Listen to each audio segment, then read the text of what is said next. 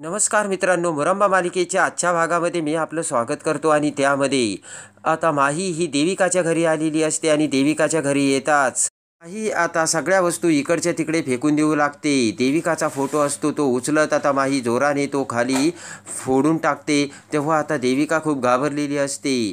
तेव्हा आता देविका म्हणते की अगं माही, तू असं काय करतेस? मॉम आहे. तेव्हा आता माही म्हणते की मॉम या शब्दाचा अर्थ कळतो का तुला? आणि माझा तू जीव घ्यायला निघाली होतीस आणि मॉम आणि मुलीचे काय रिलेशन असते हे तरी समजतं का तुला? असे म्हणत आता माही ही देविकाला बोलत असते. बोट करत आता माही देविकाला म्हणते की माझ्यावरती असा मुलीचा हक्क अजिबात नाही दाखवायचा आणि माझ्या डॅडला सुद्धा तू मारलंस, तसंच मला सुद्धा तू मारायला निघाली होतीस. माही म्हणते की तुला माहिती आहे का देविका आज काय झालंय ते? देविका घाबरतच म्हणते काय झालं? माही म्हणते की आज नीलने मला ब्रेकअप दिलाय. तुला माहिती आहे ना, नील हा माझ्यासाठी सगळं काही आहे. माही म्हणते की त्याने मला आज काय सांगितलं माहिती आहे का? त्याचं माझ्यावर प्रेम नाही तर माझ्या पैशावर प्रेम आहे आणि हे सगळं देविका फक्त तुझ्यामुळे होतंय, तुझ्यामुळे. असे आता माही देविकाला बोलून आता पुन्हा देविकावर भडकते आणि माही म्हणते की तू नीलला माझ्यापासून लांब केलं आहे आणि त्याच्याकडे माझं चेकबुक कसं आलं? तूच त्याला माझं चेकबुक दिलं बरोबर ना? असे आता माही देविकाला विचारते. तसंही तू माझं अकाउंट ब्लॉक केलं होतं आणि आता तेच तुला करायचं आहे आणि म्हणून तू हे सगळं केल्याचे आता माही देविकाला बोलते. देविका म्हणते माही ऐक, तसं काहीच नाही आहे. माही तुझा काहीतरी गैरसमज होतो, माझं ऐकून घे. असे देविका आता माहीला बोलू लागते. तेव्हा आता माही म्हणते की चॉईस माझी नाही तर चॉईस तुझी चुकली मॉम, तूच त्याला या घरात घेऊन आली.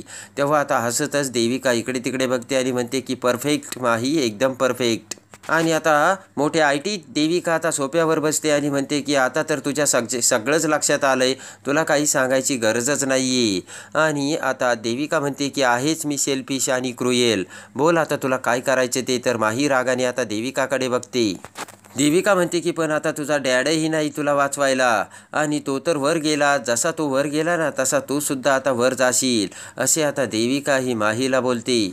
आणि आता लगेचच माहीला खूप राग येतो आणि देविकाला मारण्यासाठी फुलाची कुंडी हातात उचलत आता माही ही देविकावर धावून जाते. तेवढ्यात पाठीमागून नील तिथे येतो आणि माहीचा हात पकडतो. तेव्हा माही पाठीमागे बघते तर नील आता तिथे असतो.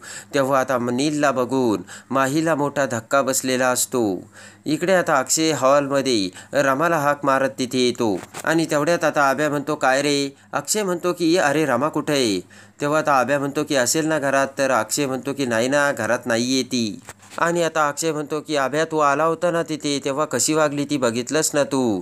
तेव्हा आता आब्या म्हणतो की नाही रे, तिला काहीतरी टेन्शन असेल. अक्षय म्हणतो की आजकाल आब्या तुला झालंय काय? हल्ली तू तर तिची फारच बाजू घ्यायला लागलाय.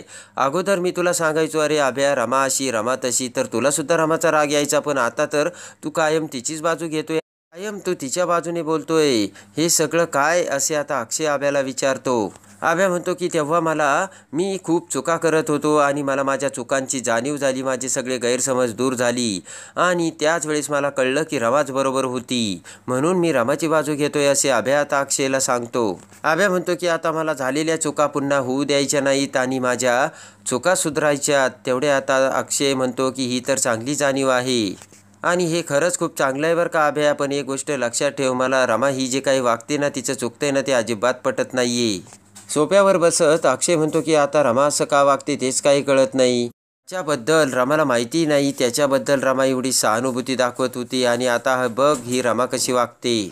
अक्षय म्हणतो की आपली रमा कुणी माहीतही नसताना एखाद्या गरिबाची बाजू घेऊन त्याच्याविषयी सहानुभूती दाखवत होती. त्याच्याविषयी रमाला काही वाटत होतं आणि आज ज्या माणसाने रमाचा जीव वाचवला त्याच माणसाविषयी रमाच्या मनात थोडी देखील सहानुभूती नाही आणि रमा असं कसं बोलू शकते? असे आता अक्षय हा आता आभ्याला बोलतो. अक्षय म्हणतो की आभ्या तुला माहिती आहे ना, या अगोदर जर काही घ्यायचं असेल तर कायम रमा मला विचारायची हे घेऊ का ते घेऊ का, हे चांगलं आहे का? तर आजकाल तर रमा मला काहीच विचारत नाहीये. अक्षय म्हणतो की उलट मीच तिला म्हणायचो अगं छोट्या छोट्या गोष्टी मला कशाला विचारतेस, तुझ्या मनाने तू घेत जा ना. आजकाल तर रमा याचा विचार करणं तिनं सोडूनच दिलं. असे आता अक्षय रमाविषयी आभ्याला सांगत असतो. अक्षय म्हणतो की आभ्या आजकाल रमा मला सुद्धा इग्नोर करून सरळ निघून जाते. आभ्या म्हणतो की असं काहीच नाही रे अक्षय, आतमध्ये बघ ना, एखादी भाजी वगैरे संपली असेल म्हणून गेली असेल ती आणायला. आणि आता ते ऐकून आभ्या आता अक्षयला समजावू लागतो. आभ्या म्हणतो की असं काहीच नाही रे. अरे बघ ना रे तो अक्षय, रमाने तुला इतकं किती छान गिफ्ट दिलं होतं. विचार करत अक्षय म्हणतो बरोबर आहे आभ्या, तिने मला गिफ्ट दिलं होतं, पण तरीसुद्धा मला तिचं वागणं खटकतंय. अक्षय म्हणतो की एक गोष्ट लक्षात ठेव आभ्या, ॲक्सिडेंट झाल्यापासून तिने मला काहीच खाऊ घातलेलं नाही. अगोदर माझी रमा किचनमध्ये रमायची, मला काय हवं काय नको ते सगळं करून द्यायची, माझ्या आवडीचे पदार्थ बनायची. पण आजकाल ना रमामध्ये खूप बदल झाला. रमा माझं काहीच ऐकत नाही आणि मला किचनमध्ये आजपर्यंत तिने आल्यापासून एकही पदार्थ खाऊ घातलेला नाही. असे आता अक्षय हा आता आभ्याला बोलतो. बोट करत अक्षय म्हणतो की हे बघ आभ्या, आता तू रमाची बाजू घेऊन बोलू नकोस. रमाचं हे चुकलंय आणि रमाची ही चूक आहे हे तू मान्य कर. आभ्याला आता काय बोलावे आणि काय नाही ते कळतच नसतं. इकडे आता नील हा माहीच्या हातातील कुंडी बाजूला फेकतो, इकडे तिकडे बघतो आणि म्हणतो की माही, अगं तू काय अवस्था करून ठेवलीस आणि तुझी चिडचिड होते ना. माही आता नीलकडे बघू लागते. नील म्हणतो की हे बघ माई, हे सगळं बघून मला आता खात्री झाली की तुझं माझ्यावर प्रेम आहे. पण नुसतं प्रेम असून चालत नाही ना. प्रेमाने काय पोट भरतं का? हे सगळं हे असंच राहतंय. कारण हे बघ माही, तुझ्याकडे प्रेम नाही पण पैसा आहे आणि माझ्याकडे पैसा नाही पण प्रेम आहे. तेव्हा आता हे असंच होतं. हसतच ते ऐकून आता देविका म्हणते बघितलं का माझी माही, तुझी चॉईस चुकली आणि माझीच चॉईस बरोबर आहे. आणि ते ऐकताच आता माईच्या डोळ्यात पाणी येतं. माई म्हणते की म्हणजे तुम्ही दोघांनी हा एकत्र प्लॅन केला होता तर. पण नील, तुला माहिती आहे का तू हे काय करतोयस आणि काय वागतोयस ते? नील म्हणतो की माही सॉरी, पण पैशासाठी मला हे सगळं करावं लागतंय. तेवढ्यात विचार करत आता माही म्हणते की डॅड असताना तर मला या सगळ्याला फेस करावंच लागलं नसतं. आणि तेवढ्यात आता माहीच्या मोबाईलवर आता अक्षयचा फोन येतो आणि फोन उचलत आता माही म्हणते की हॅलो. अक्षय म्हणतो की अगं रमा, केव्हापासून मी तुझी वाट बघतोय, कुठे आहेस तू? आणि मी किती वाट बघतोय. तर आता माही म्हणते की येते मी, कारण मला वाट दाखवणारी माणसे भेटली. अक्षयला काळजी वाटते. अक्षय म्हणतो की काय रमा, कुठे आहेस तू? तेवढ्यात आता माही म्हणते की नाही नाही, मी एकटीच आहे आणि लगेच मी घरी येते. असे आता माही नीलकडे बघत अक्षयला सांगते. आणि तेवढ्यात आता माहीच्या डोळ्यात पाणी आलेलं असतं आणि डोळ्यातील पाणी पुसत माही आता नीलकडे बघते. तर देविका आता माहीला म्हणते की माही कुठे आणि चुकलीस तुझी चॉईस. तेवढ्यात आता डोळ्यातील पाणी पुसत माई म्हणते की ओ देविका, माझी चॉईस चुकली पण तू डिसिजन का चुकतेस? आणि आता माही म्हणते की तू मला इथे ठेवून काय करशील? आणि माझ्या सह्या हव्या आहेत तुम्हाला, पण माझ्या सह्या जरी घेतल्या तर तुम्हाला माझं प्रूफ लागेल. तो कसा करताल? मीच माई आहे आणि त्या सह्या माझ्याच आहेत, तेव्हा तुम्ही मला असं मारू नाही शकत, असे माही आता देविकाला सांगते. माही म्हणते की तुम्हाला मला जिवंत ठेवावं लागेल आणि माझ्यासोबत छान वागून तुम्हाला मला छान ट्रिकसुद्धा द्यावी लागेल. माही म्हणते की तुम्ही माझं काहीच बिघडू शकत नाही. तेव्हा आता देविका आणि नील माहीकडे बघत असतात. माही म्हणते की पण माझं कुणीच नाहीये, असं नाहीये. आता मला कळलं माझं सुद्धा कुणी आहे आणि आयुष्यभर असेल. आणि आता मला कळलं की माझी सुद्धा एक फॅमिली आहे. माही म्हणते की आता मला सुद्धा कळलंय की माझी सुद्धा एक फॅमिली आहे आणि त्या फॅमिलीला माझ्याविषयी प्रेम आहे. हे आता सांगताच नील खुश झालेला असतो आणि ते तिकडे माझी वाट बघतायत असे माही आता देविकाला सांगताच इकडे घोटाळे म्हणतो की सी इज राईट मॅम, आपल्याला सह्या हव्या आहेत. आणि लगेच आता माही ही नीलला बाजूला ढकलून तेथून निघून जाते. तेव्हा नील आता माहीकडे बघत म्हणतो की मुली चिडल्या तर किती छान वाटतायत. आणि नील हसू लागतो. इकडे आता आनंद हा हॉलमध्ये असतो आणि बाहेर येत आता आनंद इकडे माहीलाच बघत असतो. तेवढ्यात पाठीमागून आभ्या तिथे येतो आणि म्हणतो की दादा, ती माही कुठे गेली माहिती आहे का? तेव्हा आता आनंद म्हणतो की ती कुठे गेली ना काहीच माहिती नाही. तेवढ्यात पाठीमागून नैना तिथे येते आणि म्हणते की माही तिच्या बॉयफ्रेंडला भेटायला रागारागात गेली निघून. ते ऐकून आता आभ्या आणि आनंदला मोठा धक्का बसतो. ते ऐकून आता आनंद म्हणतो की एक्झॅक्टली काय घडलं? नैना म्हणते की ते मला माहिती नाहीये, पण नक्कीच काहीतरी घडलंय. आनंद म्हणतो की 1 मिनिटं. आणि आता इकडे आनंद विचार करत म्हणतो की ती निघून गेली, पण जर ती पुन्हा आपल्या घरी आली नाही तर? तेव्हा आता नैना म्हणते नाही नाही, असं नाही होणार. आणि इकडे आता नील आणि देविका त्या फुटलेल्या फोटोसमोर बसलेल्या असतात. इकडे आता देविका म्हणते की गेलीच निघून ती आणि नाही येणार ती. तर आता घोटाळे म्हणतो नाही नाही, असं व्हायला नको होतं. तेव्हा आता देविका म्हणते की घोटाळे, तुम्ही आता तुमचं नाटक बंद करा. आणि तेवढ्यात आता नील म्हणतो की एक्सलंट घोटाळे बरोबर आहे, गेली ती निघून आणि तुम्ही एक काम करा, तुम्ही आता एक एक्सलंट म्युझिक लावा. आणि आता पटकन नील हा देविकाचा हात धरू लागतो. नील म्हणतो की कमॉन देविका डान्स. तर देविका आता नीलचा हात बाजूला करते आणि म्हणते काय करतोयस नील. नील म्हणतो की देविका मॅम तुम्ही काही काळजी करू नका. आणि ती माही इथून निघून गेली ना, कारण तिला तिथे सगळं भेटतंय जे काही इथे भेटतंय ते, पण तू काही काळजीच करू नकोस. आणि त्यानंतर इकडे आता नील म्हणतो की देविका मॅम तू काही काळजीच करू नको, माही बरोबर येईल. तर आता देविका म्हणते की म्हणजे इथे जे भेटतंय ते सगळं तिला तिथे भेटतंय म्हणजे नेमकं काय. नील आता देविकाकडे बघू लागतो. इकडे आता सगळेजण मुकादमाच्या घराच्या बाहेर आलेले असतात आणि तेवढ्यात पाठीमागून आई आजी तिथे येत म्हणते की हे सगळं काय. तर आता आनंद म्हणतो की आई आजी माही घर सोडून गेली. तेव्हा आता आई आजी म्हणते की मला माहितीच होतं एक दिवस हे होणार म्हणजे होणार. आजी म्हणते की मला माहितीच होतं आणि म्हणूनच आपण त्या मुलीवरती विश्वास ठेवायला नको होता. अरे अक्षय आत्ता कुठेतरी सावरतोय आणि आत्ता त्याला कुठेतरी बरं वाटतंय. आणि त्यानंतर आई आजी म्हणते की ही मुलगी अशीच त्या मुलाबरोबर एक दिवस पळून गेली तर.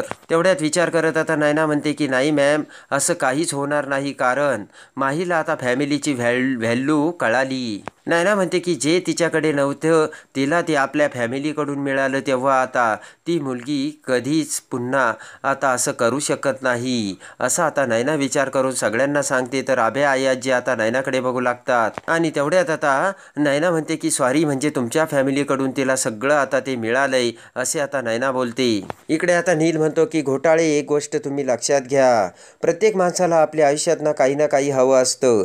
जसं देविका मॅमला आणि मला पैसे हवे आहेत तसे माईला काय हवे आहे. तेव्हा आता घोटाळे म्हणतात की माईला ना बुके.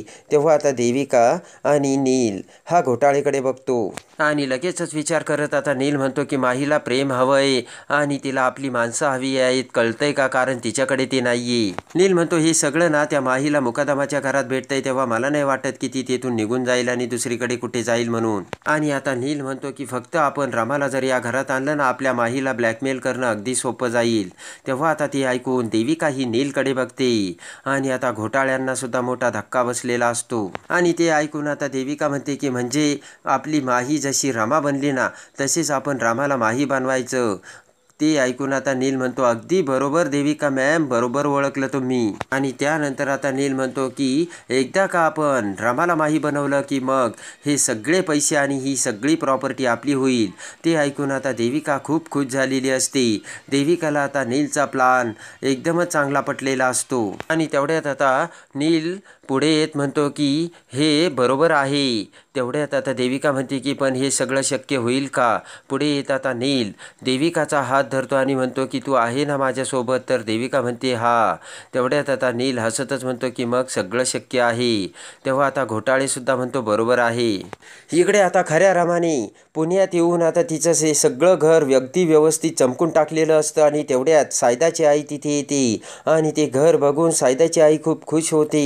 आणि सायदाची आई त्या घरातील लावलेल्या वस्तूकडे घराकडे बघत म्हणते की वा वा पोट्टे, तू तर सगळं घर अगदी चमकूनच टाकलं. वा वा, खरंच तू तर खूप हुशार निघालीस. आणि तेवढ्यात आता सायदाची आई म्हणते की का गं पोट्टे, तुला असं वाटत असेल की तुझ्या हातात गुण आहे म्हणून आणि लगेच तू मला दोषण देशील, पण तसं काही नाहीये. तुझ्या घरातले मला नेहमी म्हणायचे की तुझ्या हाताला गोडवा आहे, म्हणून तर आम्ही तुला सून करून घ्यायची ठरवलंय. बरोबर आहे. आणि तुझे घरचे जे सांगत होते ना तेच बरोबर आहे. खरंच तुझ्या हाताला गोडवा आहे असे आता सायदाची आई आता रमाला सांगू लागते.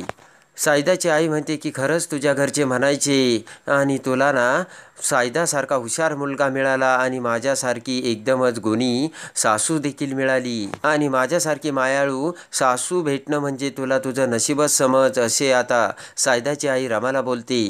ते ऐकून आता रमा म्हणते की कोण होते माझ्या घरचे, प्लीज मला तुम्ही सांगा ना कोण कोण होतं माझ्या घरात.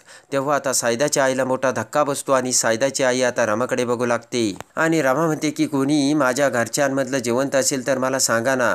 ते ऐकून आता सायदाची आई म्हणते की अगं पोट्टे काय बोलतेस तू, आणि तुला सगळं माहिती आहे तेव्हा तुला काय सांगायचंय. आणि त्यानंतर आता सायदाची आई म्हणते की पोट्टे, डॉक्टरच म्हणाले ना तुला काही सांगायचं नाही आणि तुला जर काही सांगितलं तर त्याचा तुला त्रास होईल म्हणून. तेव्हा आता रमा म्हणते की नाही होणार मला त्रास, तुम्ही मला सांगा माझ्या घरचे कोण होते. रामा म्हणते की तुम्ही मला सांगा ना, उलट जर तुम्ही मला सांगितलं नाही तर मला जास्त त्रास होईल. इकडे आता ते ऐकून सायदाची आई विचार करते आणि म्हणते की आता हिला काय सांगू. रामा म्हणते की अहो काहीतरी तर सांगा ना माझ्या घरच्यांविषयी. त्यानंतर आता रामा म्हणते की प्लीज तुम्ही मला सांगा ना, माझं कोणी नातेवाईकसुद्धा असेल ना. आता सायदाची आई रामाकडे बघते आणि म्हणते की काय सांगायचं आता तुला. तर आता विचार करत सायदाची आई म्हणते की पोट्टे तुला नातेवाईक नाहीये बरं का, कारण तुझे आई वडील अनाथ होते ना. ते ऐकून आता रमा ही सायदाच्या आईकडे बघू लागते आणि आता ते ऐकून रमाला वाईट वाटू लागते. सायदाची आई म्हणते की हे बघ, डॉक्टरांनी सांगितलं ना, आता तुला काही तू मनाला लावून घ्यायचं नाही आणि पाठीमागचं काहीच आठवायचं नाही म्हणून. सायदाची आई म्हणते की तुला सगळं आठवेल, जसा जसा तुझा सगळा आता डोक्यातला आणि तुला होणारा त्रास दूर निघून जाईल ना, तसं हळूहळू तुला सगळं आठवेल. तू आता आठवण्याचा प्रयत्न करू नकोस आणि तू आता व्यवस्थित राहा, असे आता सायदाची आई रमाला समजावू लागते. आणि आता सायदाची आई म्हणते की जा पोट्टे, तू आता छानपैकी स्वयंपाक कर जा बरं. तर आता रमा ही गॅसपाशी येते आणि इकडे आता सायदाची आई कॉटवर बसत पुन्हा विचारात पडते. इकडे आता सायदाची आई विचार करते की जरा हिचं कौतुक केलं ना, लगेच घरच्यांविषयी विचारायला सुरू करते आणि आता हिला काय करावं. इकडे आता रमा विचार करते की देवा, माझे घरचे कोणीतरी असेल ना, प्लीज माझी आणि माझ्या घरच्यांची आणि एखाद्या ओळखीच्या माणसाची तरी माझी भेट घडव. रमा म्हणते की दिवस रात्र माझ्या मनाला माझ्या घरच्यांची ओढ लागली.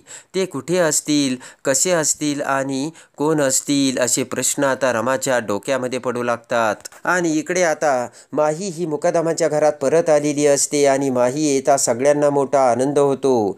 त्यानंतर आता मोठ्या प्रेमाने सगळेजण गणपती बाप्पाची पूजा करतात आणि गणपती बाप्पाची आरती घेतात. तर आता अक्षय हा गणपती बाप्पासमोर हात जोडतो आणि म्हणतो की गणपती बाप्पा, खरंच तुझे खूप खूप आभार, कारण तू माझ्या रमाला पुन्हा माझ्या घरी आणलं.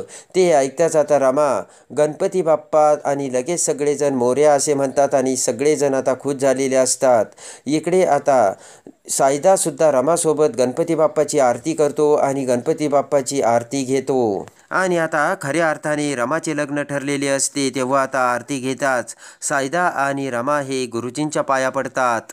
त्यानंतर आता गुरुजी म्हणतात की या आणि जोडीने दर्शन घ्या. आणि तेवढ्यात आता सायदा आणि रमा ही गुरुजींचे दर्शन घेताच गुरुजी सौभाग्यवती भव असा रमाला आशीर्वाद देतात.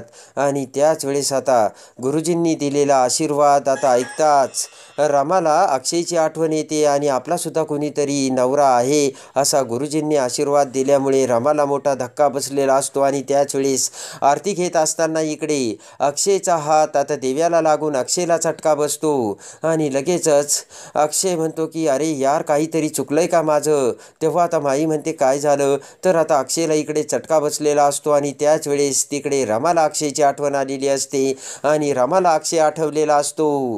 गुरुजींच्या एका आशीर्वादामुळे रमाला आता अक्षयला आठवून रमाला सगळं काही आठवलेलं असतं. तेव्हा आता रमा ही अक्षयकडे कशी येणार आणि रमा अक्षयची कशी भेट होणार हे बघण्यासाठी आणि मुरांबा मालिकेच्या डेली अपडेटसाठी बेल नोटिफिकेशनवर क्लिक करून आपल्या चॅनलला लाईक करा, सबस्क्राईब करा.